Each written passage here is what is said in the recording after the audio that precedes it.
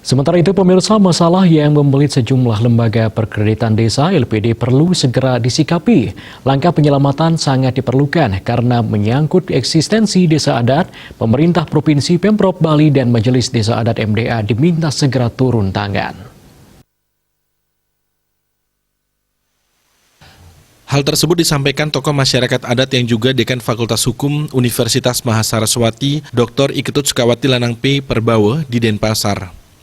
Lanang yang pernah berkecimpung di dunia perbankan dengan menjadi komisaris BPD Bali ini mengungkapkan ada banyak LPD yang dikelola kurang profesional.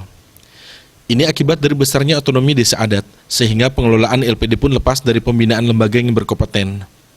Padahal, LPD adalah lembaga bisnis ekonomi bidang kredit yang harus dikelola secara hati-hati dan profesional. Ada beberapa kasus di desa adat yang LPD-nya bermasalah. Ada lagi kasus di mana kerama adat tidak lagi mengeluarkan iuran atau peson-peson untuk kepentingan adat, karena dana yang mereka simpan di LPD lenyap. Untuk itulah Lanang meminta agar Pemprov Bali dan MDA segera turun tangan melakukan penyelamatan. LPD tidak boleh dibiarkan mengalami persoalan karena menyangkut eksistensi desa adat.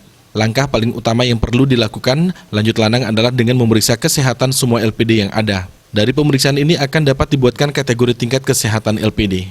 Kepala Dinas Pemajuan Masyarakat Adat atau PMA Provinsi Bali, EGAK Kartika Jaya Saputra, yang membawahi LPD mengaku prihatin atas kasus hukum yang menimpa di sejumlah LPD di Bali yang dilakukan oleh oknum pegawai LPD mengorupsi dana LPD. Winata Bali Pos melaporkan.